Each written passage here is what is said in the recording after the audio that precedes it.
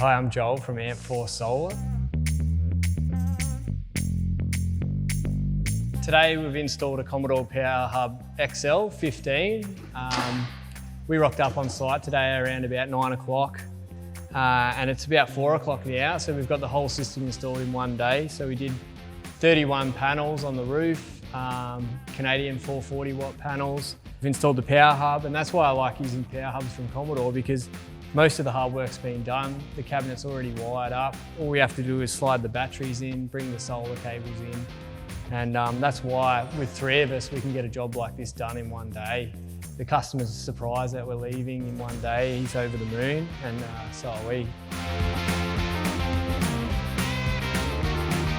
So we've got down the bottom here, we have Pylontech batteries. We've got 4 of them. They're around 5 kilowatt each, so about 20 kilowatt hours of storage.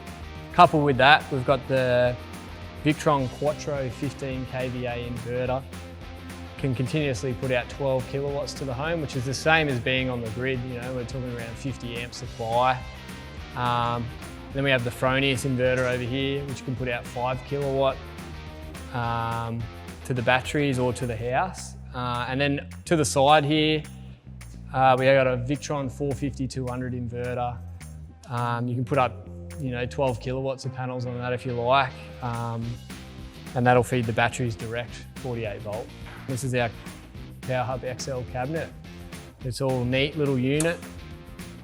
It's got an air conditioner on the side here as well. Once the temperature in there hits 30 degrees, it'll kick on and keep everything, just maintain the longevity of all the equipment in here as it's working hard.